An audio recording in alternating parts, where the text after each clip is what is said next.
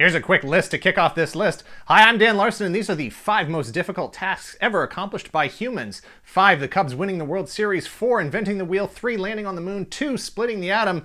And at number 1, hi, I'm Dan Larson, and these are my 10 favorite action figures of all time, for now.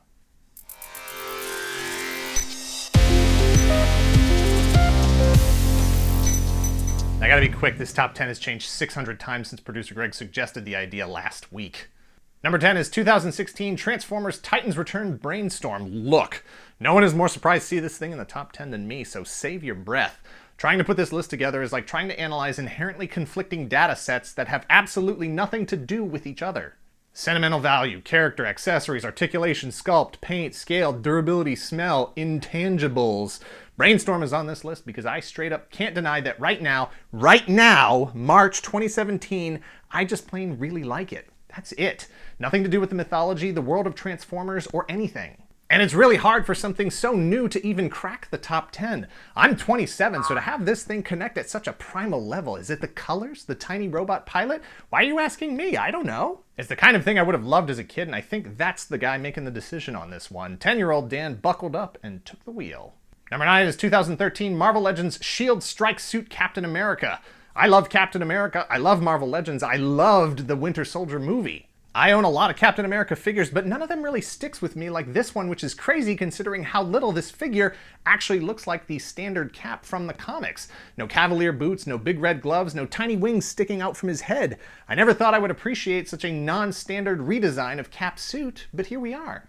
And that's how this list works. In the immortal words of Judge John Hodgman, you just like what you like, and sometimes you don't even know why. I didn't buy this figure expecting to like it so much.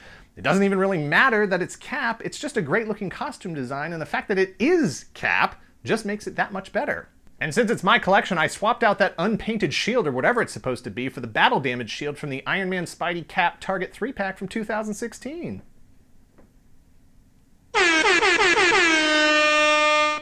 Number 8 is 2015 SH Figuarts Vul Eagle.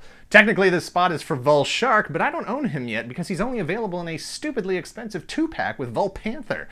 If I had my choice, if I was only going to own one figure from this team, it would have been Shark because Shark is favorite. But Sun Vulcan is still my favorite Sentai, and every year I go through a period where I just get really obsessed with Sentai, and I recommit myself to memorizing all the teams, and ranking the suit designs, and drawing pictures, and watching all the opening theme songs on YouTube, and on top of that, Figuarts really knows how to make a damn fine action figure. Number 7 is 1983 LJN Advanced Dungeons & Dragons Warduke.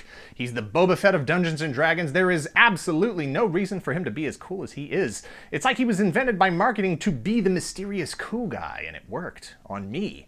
He captured my imagination from the first time I saw him, and he hasn't returned it these 29 years that I've been alive. It was recently suggested to me that perhaps Warduke's left arm and leg might not be covered in armor, but might actually be lizard skin. This was a revelation to me, and I thought, Warduke, I thought I already loved you as much as I could. This lizard skin thing, it's like you're a brand new figure. I love you more today than yesterday, but maybe not as much as tomorrow. Number 6 is 1984 G1 Transformers Laserbeak.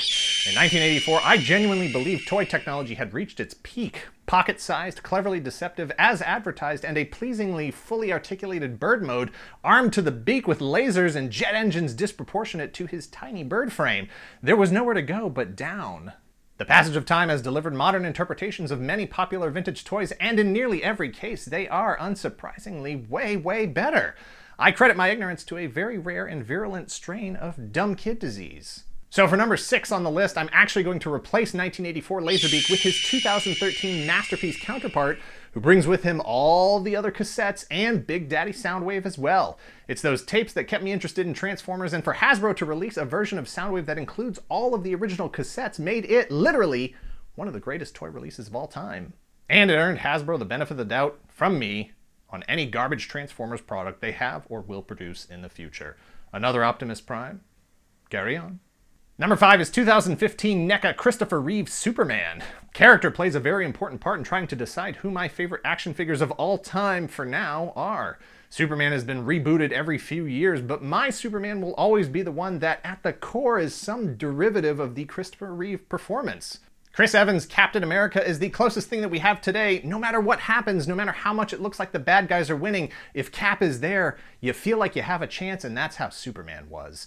When the situation has gone sideways, when the world is spinning off its axis, he's going to be there to spin it in the opposite direction. He should always be the unwavering example of lawful good on the D&D alignment chart. I don't know why a decent action figure didn't come out until 2015, but it was worth the wait even with the limitations to posability and the inherent fragility of NECA toys. Number 4 is 2003 Bandai Gundam Arch Enemy RX-78-2. Gundam Wing arrived in the United States in the year 2000 and blew up. Finally, Gundam was a viable pop culture brand for Bandai in America. For those of us who had fallen in love with the original version of the character, it was a bit of a long wait.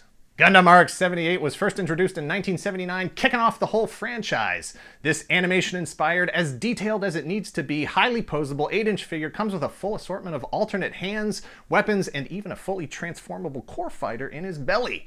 It's the first, it's the best. The only thing that could possibly make me like this figure more is if it was 2 feet tall and called Gundam. Number 3 is 1985 Kenner Mask, Matt Trakker, and Thunderhawk. Matt Trakker and Thunderhawk have the recipe to make a thing that Dan Larson will want to own. Pilot character with a flight suit and removable helmet, transforming Chevy Camaro IROC Z, and an appreciation for basic federal motor vehicle safety standards.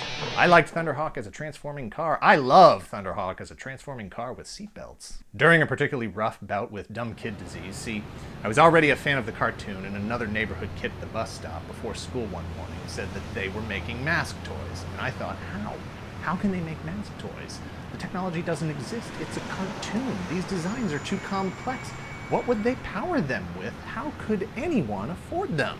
I've always loved Matt Trakker and Thunderhawk, even though I was never able to get the answers to those questions. If you were one of the scientists who worked for Kenner in 1985, please let me know in the comments how they work. Number 2 is 1985 Hasbro G.I. Joe Snake Eyes version 2. Sitting here in 2015, 15? 15? I think it's... You didn't even get to 17. Number 2 is 1985 Hasbro G.I. Joe Snake Eyes version 2.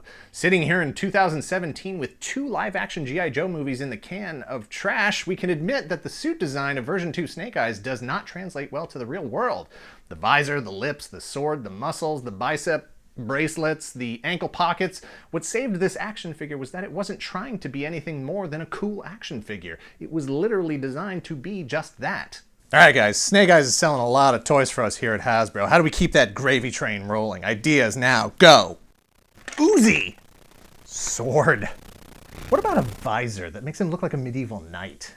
How about like a wrist arrow launcher thing? Yes, yes, great ideas, all of it. Put all of it in.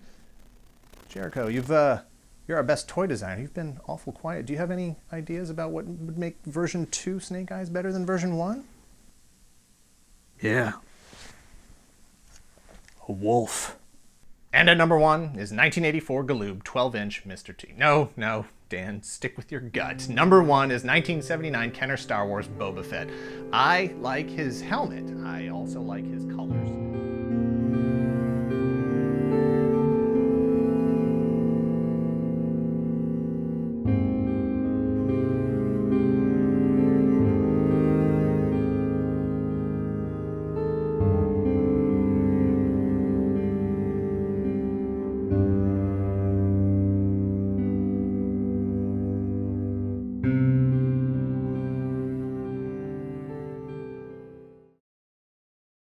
Those are my 10 favorite action figures of all time. Nope, time to update the list. At number 10, 1980 Gabriel Toys Lone Ranger. Thanks for watching. Please hit like, subscribe if you aren't already a subscriber. Share this video with all of your friends who might get a chuckle out of it. This was an enjoyable, albeit difficult list to put together for a lot of reasons, not the least of which was how self-indulgent it felt. But hopefully you had as much fun watching it as I did working on it with producer Greg. Let us know in the comments below what your 10 favorite figures of all time are, if you can, if you dare. It's not as easy as you think, especially if, like me, you're almost 31 years old. That was the punchline. That joke. Yeah.